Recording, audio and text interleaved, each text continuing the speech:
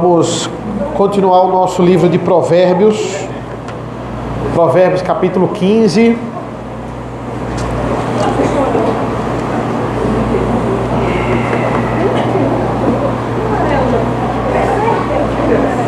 Eu vou ler os versículos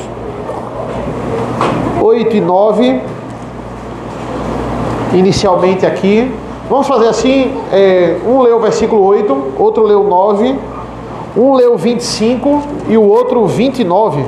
Pode ser assim? 8, 9, aí depois o outro lê o 25 e o outro lê o 29. Provérbios 15.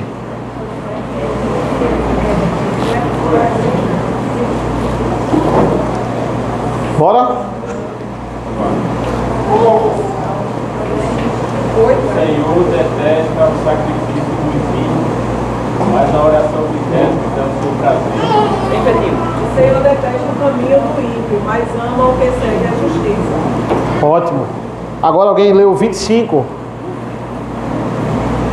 Senhor derruba a casa dos orgulhosos, mas preserva a herança da vida. E o 29.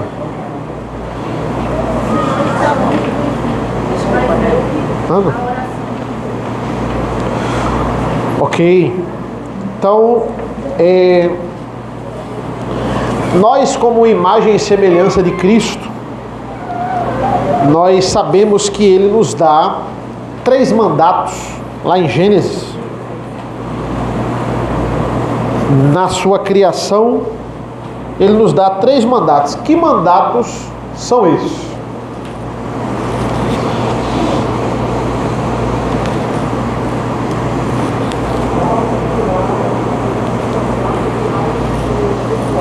Isso. Muito bem, Érica. Social, cultural e espiritual. Social ou familiar, cultural e espiritual.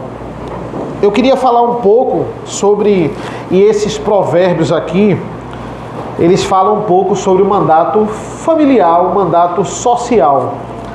Por quê? Porque muitas vezes a gente pensa que o mandato social apenas engloba a família.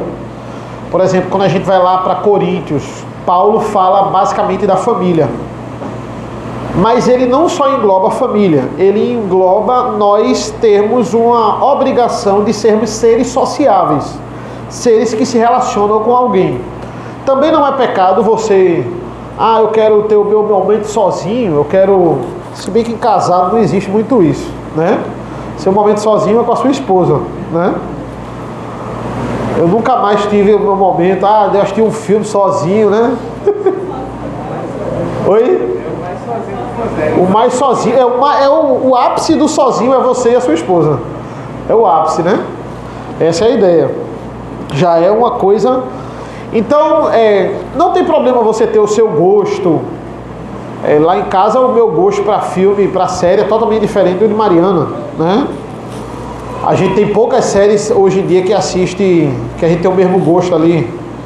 Tem umas que até tento, né? Eu disse, não, eu vou tentar, né? Aí eu tento assim, eu fico 15 minutos, eu digo, não aguento, não tem como é que alguém pode assistir isso, né? Mas é o amor, a gente tem que aguentar, certo? Então, é o mandato, Dorama, exatamente, pois é. É o mandato social, o mandato familiar.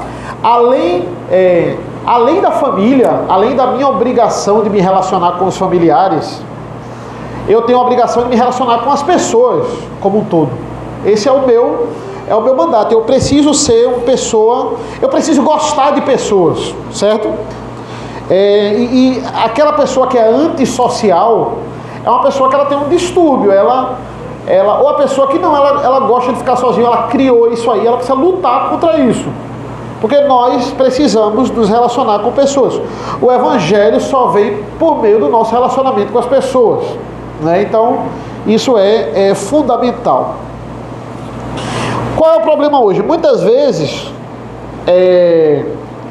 o ser humano, ele hoje quer se relacionar muito mais com animais do que com pessoas, né? Quantos casais aí querem ter cachorros e não filhos? Ou só ter cachorros?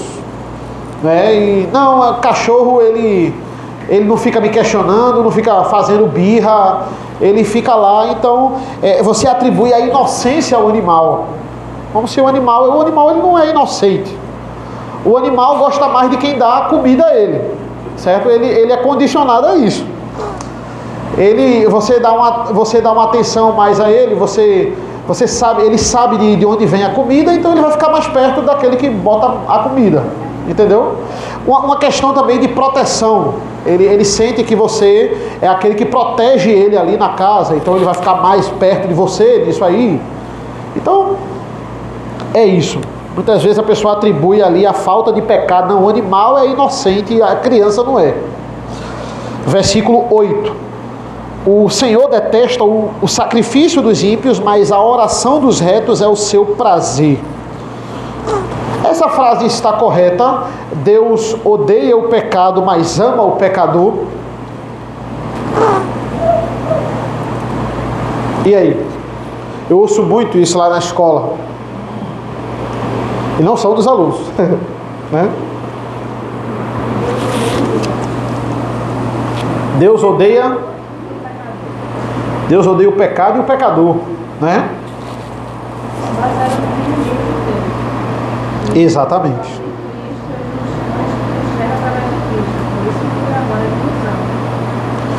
Exatamente. E Deus odeia o ímpio. Algumas pessoas não conseguem entender isso, que Deus odeia o ímpio. Ele odeia alguns pecadores e ele ama outros, e enviou seu filho para que nós fôssemos amigos de Deus e não mais inimigos. Então a ideia é essa. Ele odiava a todos, digamos assim, né? Existia uma inimizade entre Deus e toda a humanidade, feito Raquel falou, mas depois de Cristo, né, e o seu amor motivou a salvá-lo e amar os seus filhos. Então a ideia aqui é que ele detesta o sacrifício dos ímpios. O que é o sacrifício aqui no Antigo Testamento? O sacrifício é o culto. Então ele está dizendo, ele odeia tanto o ímpio que ele não aceita o culto do ímpio. O ímpio está lá adorando a Deus, está se camuflando ali de ovelha. Deus sabe que ele é ímpio. Deus não aceita o sacrifício dele. E aí, né? Mas a oração dos retos é o seu prazer. Então, para Deus, o culto do ímpio é uma abominação. Mas o sacrifício dos retos, né? Porque ele está dizendo que Deus não... A oração dos retos, mas ele aceita o sacrifício dos retos aqui, né? O culto dos retos ele vai aceitar.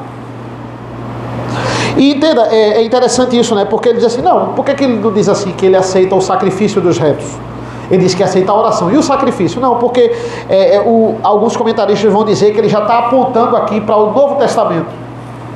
Que no Novo Testamento não precisamos mais de sacrifícios.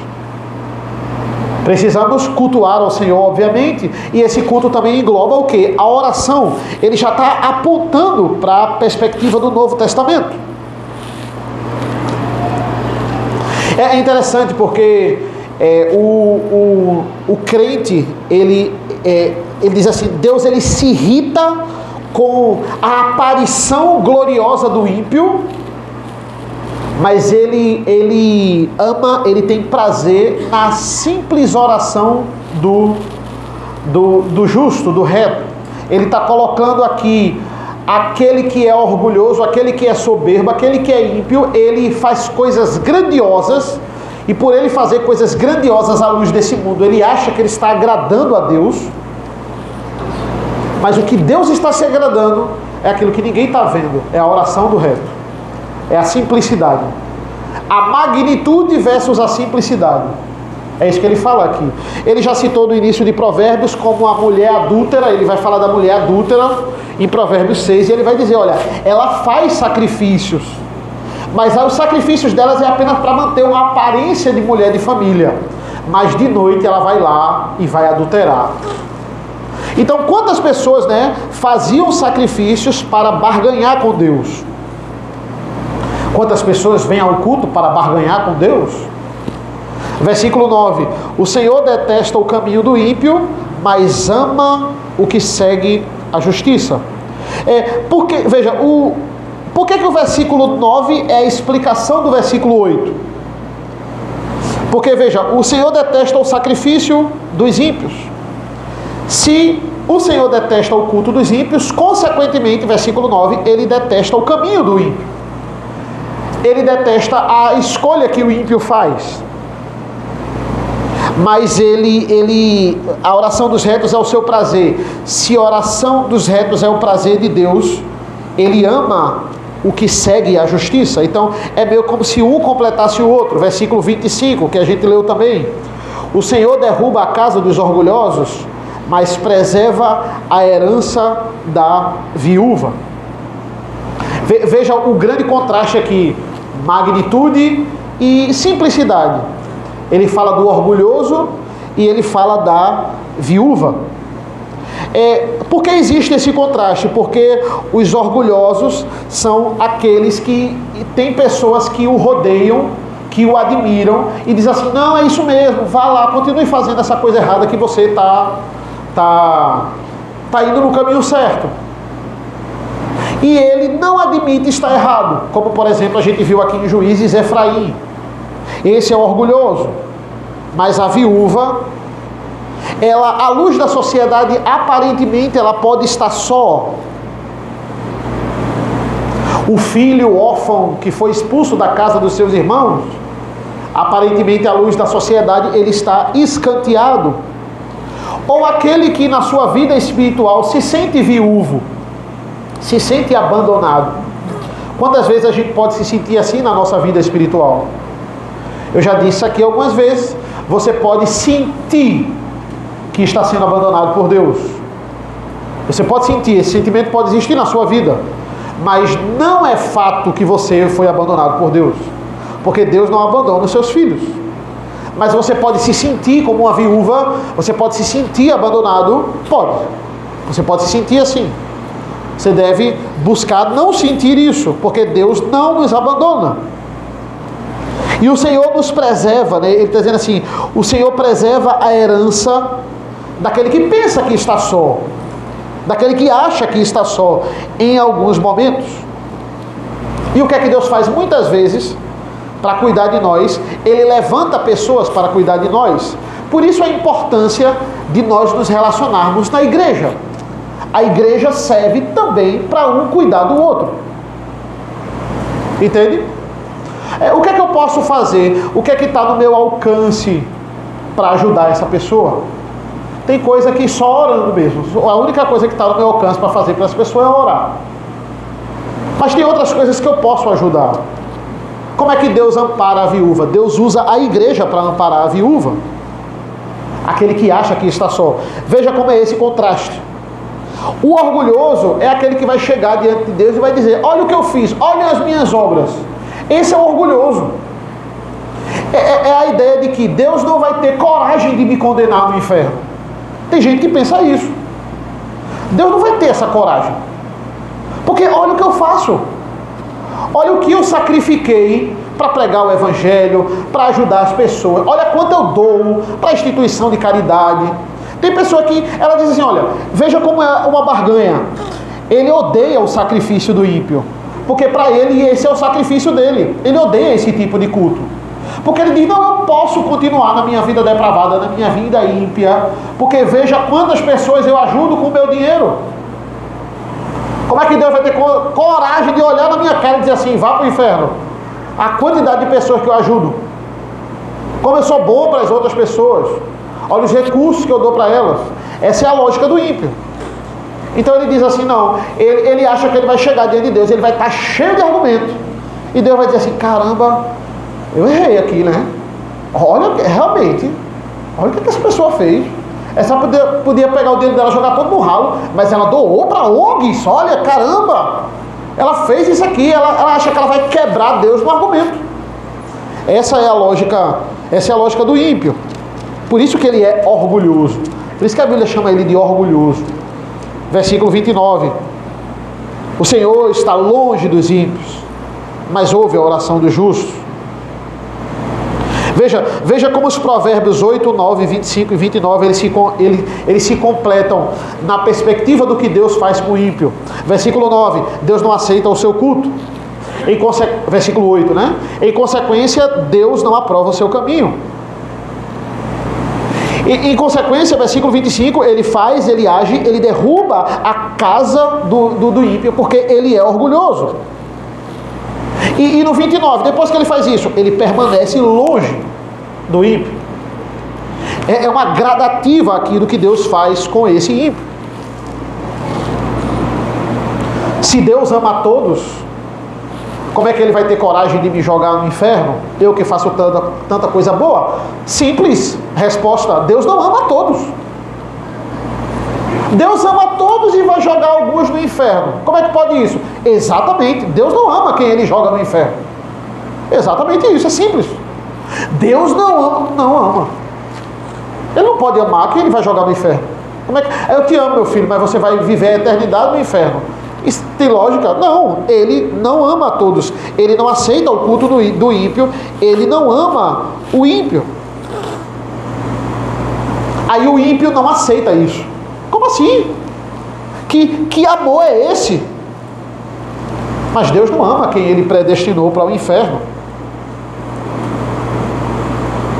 E eu falo isso com temor, irmãos, porque as pessoas não valorizam isso. A gente está com uma palavra de provocação para eles. Eles não ouvem a palavra da salvação, eles ouvem a palavra da provocação. É igual os filhos de Amon lá, quando a gente viu com Jefté. Olha, salvem a vida de vocês. Deus não vai entregar essa terra para vocês. Recuem e se humilhem. Engulam o orgulho. Igual a Efraim. Efraim recua, desiste disso. Deus levantou Jefté. Você está doido de ameaçar, queimar a casa dele. 42 mil morreram. Esse é o orgulho. Esse é o orgulho. Deus não teria coragem de jogar pessoas, de jogar eu que fiz isso ou aquilo no inferno. Não teria. Irmãos, ele matou o filho dele, unigênito, para que a gente não morresse eternamente. Ele não poupou o seu filho unigênito. Jesus pediu: se possível for, afasta de mim esse cálice. Jesus suou sangue orando ao Senhor. Ele sentiu o peso da morte, de como ele iria morrer, a forma como ele iria morrer. Afasta de mim esse cálice. E ele não afastou. Jesus bebeu todo o cálice da ira de Deus. Deus não o poupou. Como Deus não vai ter coragem de condenar ímpios ao inferno? Como é que ele não vai ter essa coragem? É esperar para ver, esperem para ver. Não, que palavra pesada, pastor, que só fala de inferno, só fala de diabo, só fala, a pauta de hoje é isso, né? O senhor só vem domingo com palavras de ódio, né? Todo domingo é com palavras de ódio, de forma alguma, irmãos. Essa é a realidade. Esse é o meu trabalho. Todo domingo eu tenho que estar aqui, olha, se arrependa, se humilhe. É a palavra de hoje de Juízes. Só existe redenção com humilhação. O soberbo, ele não vai entrar no céu. Aquele que se humilha, aquele que deixa a soberba de lado. Quantas vezes Provérbio vai tratar o ímpio como soberbo? Ele troca a palavra ímpio por soberbo. O orgulhoso, ele troca o ímpio pelo orgulhoso, porque é isso. Orgulho não é característica de um crente. E nós somos muitas vezes. Nós temos que lutar contra isso. Olha o orgulho de Efraim. Saber que Deus está comigo. Saber que Deus se agrada do meu culto. Você pode dormir hoje. Que coisa bela, você sabe que Deus se agradou do seu culto. Você veio para a igreja, você cultuou ao Senhor, e o que foi feito aqui, e o que foi pregado aqui, concorda com a palavra de Deus, que Ele lhe protege, que Ele decretou os seus caminhos. E nesses decretos ele lhe livrou de vários perigos. Você podia ir para um caminho totalmente diferente. Você podia estar num lugar totalmente diferente. Mas ele decretou que você estaria aqui, que você sentiria sede de ouvir a palavra, que você entenderia essas verdades. Tudo isso é a misericórdia do Senhor. E isso é reconfortante. Versículo 13, ele vai dizer assim: os lábios justos são contentamento do rei, são o contentamento do rei, e ele ama o que fala coisas retas. Aí o 15 diz assim: o semblante alegre do rei significa vida. Perdão, irmãos, estou viajando aqui, desculpa aí. 15, falando do rei. Para quem está aflito, todos os dias são maus, mas a vida de quem tem o coração alegre é uma festa contínua. Aí esse é o 15, né? Aí o 13, o coração alegre embeleza o rosto, mas com a tristeza do coração o espírito se abate. Quando a gente fala sobre coração na Bíblia, o que é o coração na Bíblia? O que a Bíblia fala sobre o coração?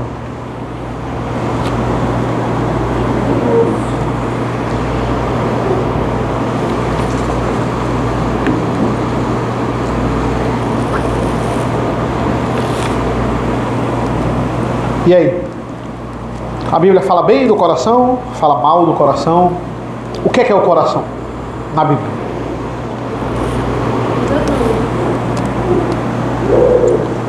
A Bíblia vai dizer que enganoso é um coração. É enganoso. Isso. Mas ele está falando aqui de um coração alegre. Como é que o coração é alegre se ele é enganoso?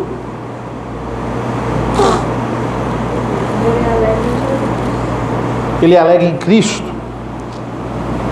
O que seria o coração? Quando a Bíblia diz assim, diz: controle o seu coração.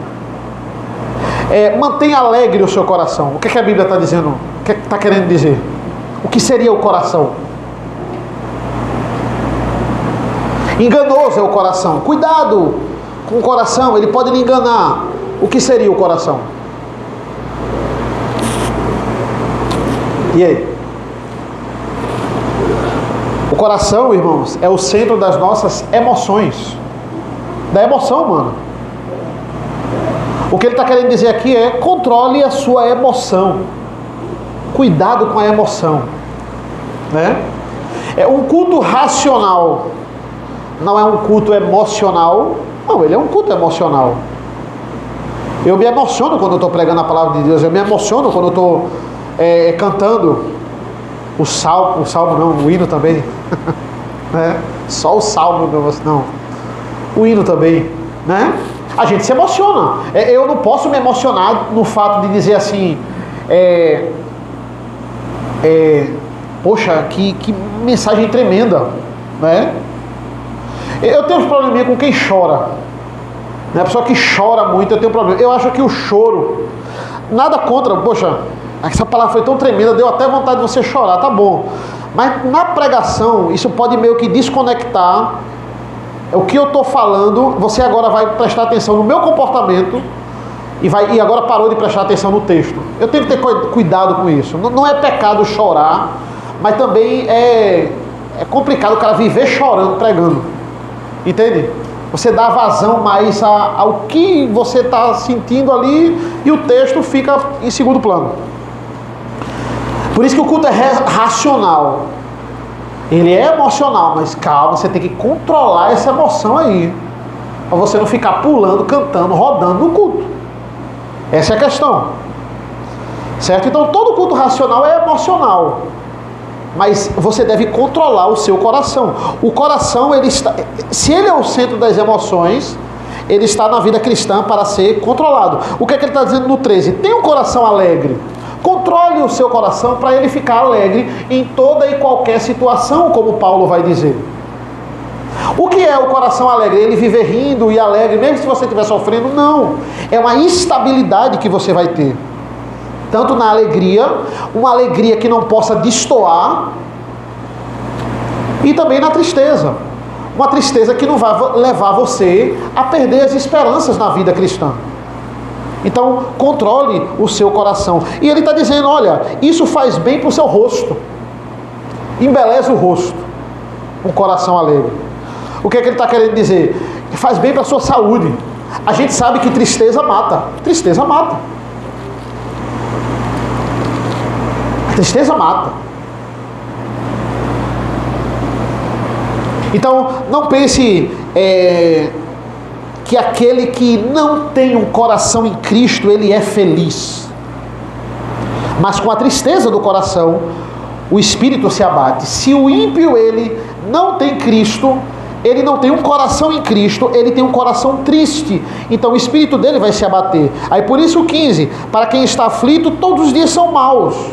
Veja, para o ímpio, ele não se engane, é como eu digo, né? As fotos no Instagram, as coisas que ele bota, não se engane, aquilo não é alegria, ele não está feliz. Ele criou uma alegria ali mundana, mas aquilo ali não é sinônimo de alegria. Mais cedo ou mais tarde, ele vai descobrir que aquilo não sacia o coração dele. Ele não é. Olha o que ele está falando. Para quem está aflito, todos os dias são maus. Ele pode ter uns momentos aqui e ali de alegria, mas a vida dele em si é uma aflição, porque ele está longe dos caminhos do Senhor. Todos os dias são maus, mas a vida de quem tem um coração alegre é uma festa contínua. Imagine uma festa que você não quer sair dela. Pronto. Essa é a vida de quem tem um coração alegre. É uma festa que não acaba. Eu não sou muito fã de festa. Quem me conhece sabe. Quem me conhece sabe, né? Eu fico alegre no meio da festa, né? Não para ir para a festa. Mariana já sabe. Ela vai, quando tu estiver lá, tu vai se alegrar. Bora. O desafio dela é me levar para a festa. Aí no meio da festa eu quero que ela não acabe. Entende? Mas eu não sou muito fã porque isso é o mal do professor. Certo? O professor ele lida muito com gente 24 horas. Então é isso, imagina uma festa que ela é tão boa, você foi para a festa, você nem queria ir, mas ela é tão boa que você não quer que ela acabe. Eu queria que esse momento durasse mais. Pô, já tem que ir para casa, a conversa está tão boa, o papo está tão bom, eu queria que se prolongasse mais. Essa é a vida, essa é a comparação que Salomão faz aqui. E estamos falando de um homem que frequentava muitas festas. É uma festa que não acaba. Versículo 18, quem se irrita facilmente provoca discórdia, mas quem é tardio em ficar irado, acalma os conflitos. Ele está falando aqui na Ara tem o iracundo, né? O iracundo é a mesma interpretação aqui, é aquele que se irrita facilmente, né? São sinônimos.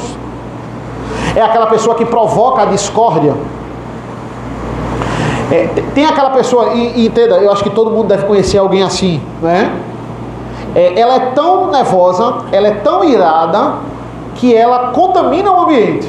Estava tudo tranquilo, mas ela chegou, parece que todo mundo tem um espírito de discórdia, né? Ou a briga não é nem com ela, mas já que ela chegou, ela entra na briga. A briga não era nem sobre ela, não falava nem dela, mas ela gosta de uma briga. Tem gente que é assim, levanta discussão, levanta conflito para tudo. O salvo é aquele que acalma os conflitos. Ele é um pacificador. E a Bíblia fala que bem-aventurados os pacificadores. 19. O caminho do preguiçoso é como cercado de espinhos, mas a vereda dos justos é plana. Mais uma vez ele fala de quem trabalha e de quem é preguiçoso. Eu achei interessante o comentário desse versículo, porque ele está falando da desculpa que o preguiçoso dá. O caminho do preguiçoso é cheio de espinho. Ele não está falando assim, poxa, o caminho do preguiçoso é mais difícil e o do trabalhador é mais fácil. Não.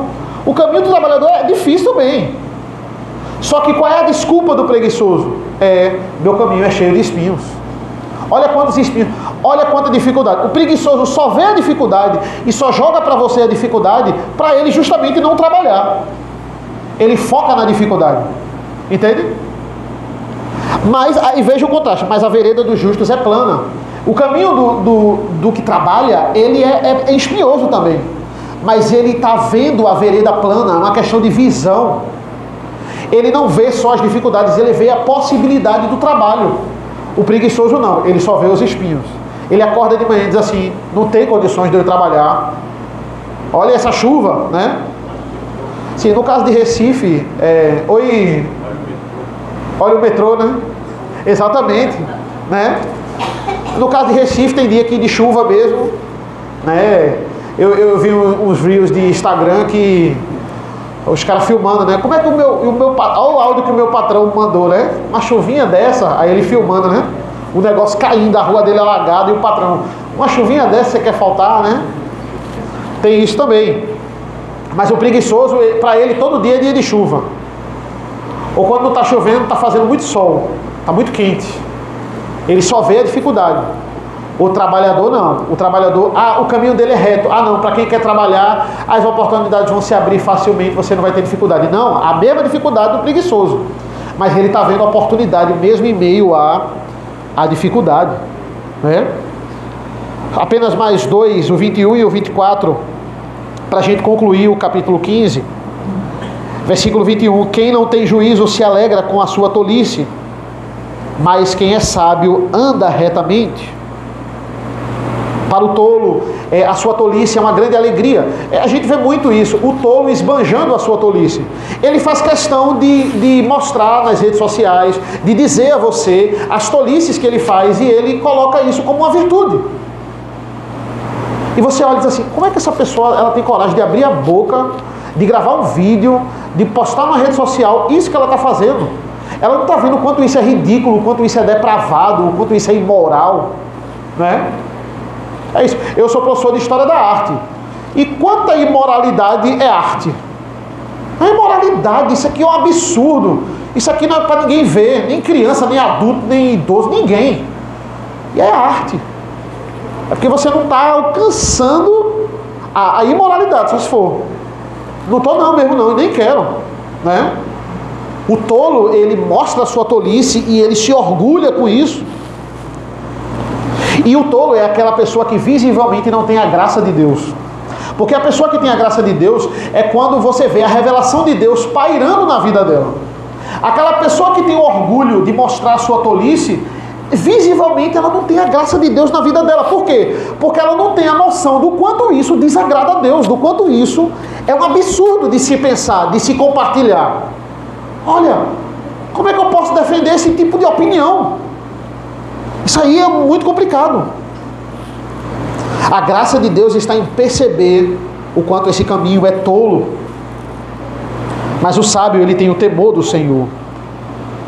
Para concluirmos 24, vai dizer, para o sábio o caminho da vida leva para cima, para desviar do inferno embaixo. O sábio é aquele, e Salomão fala muito isso em Provérbios, dos dois tesouros. Qual é o tesouro que você foca? É o tesouro lá de cima ou é o tesouro aqui de baixo? Qual é o tesouro aqui de baixo? São os bens, é só isso que a pessoa foca. Ela só foca no ouro, ela só foca na prata, ela só foca nas coisas que ela tem. É só apenas no terreno, ela não está visando o tesouro celestial. O sábio é aquele que foca, é aquele que ouve a voz lá do alto. Esse caminho o afasta do inferno. É por isso que ela é orgulhosa, porque ela diz assim, olha o que eu tenho, olha o bem que eu faço para as outras pessoas. Como Deus vai ter a coragem? Ela está se colocando no mesmo patamar de Deus. Eu tenho argumentos para Deus. É onde ela se coloca, mas ela só visa os tesouros aqui da terra. Entenda, irmãos, o que é a revelação bíblica, e Provérbios, ele foca muito nisso. Você termina se tornando uma pessoa superior. Entenda, por que você acaba se tornando uma pessoa superior em pensamento? Porque a visão que a Bíblia tem sobre pecado, sobre o que não agrada a Deus e o que agrada a Deus, faz você olhar à frente das coisas. Você passa, veja, a sua cosmovisão, ela está ajustada. Aquela doutrina, ela não lhe engana. Isso tem uma capa de bondade, mas na verdade é assassinato. A Bíblia lhe revelou isso e lhe dá vários exemplos bíblicos do como isso é errado. Certo? Isso faz você de uma pessoa superior em pensamento. Você é mais sábio. Você não cai nessa conversa. Você olha para as pessoas assim, poxa, como é fácil elas caírem? Como é que elas não estão enxergando? A Bíblia torna você uma pessoa superior. Você consegue analisar o comportamento correto, o comportamento errado. Você consegue aprender com os exemplos errados. Mas para que isso? Para aguçar a nossa soberba. Para dizer, eu sou realmente superior. Eu sou... Muitos ímpios, eles têm respaldo para dizer que a gente se acha quando a gente fica esbanjando isso. Quando a gente, veja, ser superior não me dá o direito de me achar superior e agora menosprezar aquele que não tem um alcance, talvez por imaturidade que eu ainda tenho. Eu não posso ter esse comportamento, mesmo eu tendo um entendimento mais superior, porque o meu entendimento é a revelação bíblica. Mas por que você é superior? Porque você tem isso. Você tem que valorizar isso. Valorizar esse grande tesouro que é a palavra de Deus. Manusear isso para a glória de Deus. Um sábio não precisa dizer que é sábio. Um líder não precisa dizer que é líder. Naturalmente isso vai brotar dele. Então se brota de você essa liderança, essa sabedoria, veja, o seu modo de vida condiz com a palavra de Deus. Isso vai fazer você vencer algumas etapas que outras pessoas não vão vencendo ao longo da vida. Foi difícil, mas você consegue manter a sua família. É difícil, mas você consegue manter um relacionamento saudável, o seu casamento saudável. É difícil, mas você consegue criar os seus filhos para a glória de Deus. É difícil, mas você consegue resolver os conflitos, apaziguar. Isso vai tornando você, veja, é como se fosse um videogame. Você vai vencendo algumas etapas. Isso vai atraindo pessoas para que você pastoreie a vida delas. Isso naturalmente vai atraindo. Você não precisa dizer, eu sou um bom pai de família, eu sou um bom esposo, eu sou um bom trabalhador, eu sou um bom profissional. Você não precisa dizer. Isso como ele diz, é uma árvore frutífera. Você vai gerando frutos, gerando frutos. E para que servem os frutos? Para as pessoas colherem. É para isso que a gente está no mundo. A gente é sal e a gente é luz. Para isso. Essa é a sabedoria de Provérbios. Amém, irmãos? Alguma dúvida? É interessante o quanto que o oposto também é verdade. À medida que você vai crescendo em orgulho, à medida que você vai crescendo em não querer relacionamento com as outras pessoas, as pessoas vão naturalmente se afastando de você. Vai se afastando. Exatamente. À medida que você vai rejeitando o conselho das outras pessoas, as pessoas param de lhe aconselhar. Exatamente. As pessoas param de lhe disciplinar porque você não ouve. Né? E a conexão que ele faz aqui no verso 31. Quem dá ouvidos à repreensão construtiva terá sua morada no meio dos sábios. Né? Exatamente. Então, a pessoa que ela não ouve, ela vai ter a sua morada no meio dos insensatos, do louco. Ela vai continuar vivendo com a sua própria loucura. A soberba, ela é a raiz dessa questão. De você não querer o conselho dos outros, porque você acha que é suficiente, né? E para defender a sua soberba, eu ouvi uma frase uma vez muito interessante. Você consegue medir o orgulho de uma pessoa à medida que você enxerga a raiva que ela tem ao defender-se contra uma disciplina. Você disciplina uma pessoa e ela devolve a sua disciplina com ira. Com ira. E você sabe, a base dessa ira é o quê? É o orgulho, é a soberba dela, é o eu tô certo e ninguém manda em mim. Então, a desculpa de hoje é porque você acionou um gatilho meu. Tá dando a desculpa, gatilho, dando gatilho. Foi a sua soberba que aflorou agora. Exatamente. Então, realmente, a Bíblia é correta quando fala que nós precisamos uns dos outros para nos repreendermos mutuamente em coisas que a gente não enxerga. E tá tudo bem.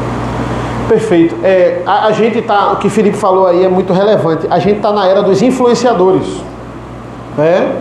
O que é um influenciador? É aquela pessoa que ela sabe muito daquilo e ela vai dizer, ó, vá por esse caminho que você vai se dar bem. Aí eu tenho hoje... veja que coisa interessante, né? Engraçada. Os influenciadores de relacionamento se divorciando. Como é que pode? Você não é influenciador de relacionamento. Por que você se divorciou? Manter um relacionamento. Aí ele se divorciou. Veja, o que é que o ator, né? Os atores, o mundo artístico, eles interpretam várias histórias de amor, se relacionam e eles viveram felizes para sempre, vida conjugais perfeitas. Aí a vida pessoal dele, ele não para com ninguém, é só divórcio, é só discórdia, mas não atua tanto sobre o amor verdadeiro, sobre viver feliz para sempre. E na vida, não existe isso. Aquilo não é amor. Amor de novela, amor de filme, amor. Aquilo não é amor. Eles são influenciadores do amor, influenciadores do viver feliz para sempre, mas vai ver a vida pessoal deles. É traição, é divórcio. Esse é o mundo artístico. Esses são os influenciadores. Aí se deixar influenciar por eles ou pela Bíblia. É isso aí, veja, por mais que você seja o grande influenciador daquilo ali, se você é soberbo, a máscara um dia vai cair. Vai cair. Aquela pessoa que semeia discórdia, ela fica falando mal de um, depois fala mal de outro, daqui a pouco ela não tem mais a confiança de ninguém. Ela está afastando todo mundo, porque daqui a pouco eu sei que o que eu vou falar aqui, eu uso essa pessoa propositalmente como aviãozinho, porque eu não quero dizer na cara da pessoa, eu uso o fofoqueiro para... Pronto, é para isso que a pessoa serve. E ninguém confia nela. O que ela quer das pessoas é a confiança para extrair a fofoca, e no final ninguém mais confia nela. As pessoas só vão usar ela, mas ninguém mais confia. Ela vai estar só. Ela vai estar só. É a consequência do soberbo. É a consequência do ímpio. Amém? Mais alguém? Tranquilo? Oi. O coração enganoso. Sim. Eu acho que a igreja hoje, né, que vive mais essa dificuldade, é que nós, como pais, baixamos a guarda. Hoje nós estamos ouvindo mais, as pessoas não têm contato a palavra. Você deixa de influenciar pelos amigos que Sim. não seguem a palavra. E uma vez eu estava nesses jogos da academia cristã, né? E onde eu estava lá, só o pessoal perguntava de vídeo de ação e por acaso não foi ninguém de fora. Daí uma coisa que eu falei para ele, vocês têm a obrigação de influenciar os meninos que vêm aqui. Não professa a mesma fé que você. É o comportamento deles que... Como é que você prefere assim? Cada um é juiz, né? Repetir, nosso Deus que é justo, né? Então, agora vocês têm a obrigação, não só aqui como fora, mas o que nós vemos exatamente no mercado. Nós temos que ser influenciados. Isso é muito triste, né? E aí, quando a gente vai refletir, nós temos bastante agora. Nosso lado, né? Então, ensinando para a igreja geral. Então, de uma maneira geral, né? Sim. Isso deixa de influenciar por esse ator que a gente vê o pastor falando que é escrever a Bíblia, né? E tantos outros que Sim, sim. com o coração generoso, com o desejo, exatamente isso. A alegria, né? Às vezes nós ficamos isolados também em grupos. Sim, sim. Né?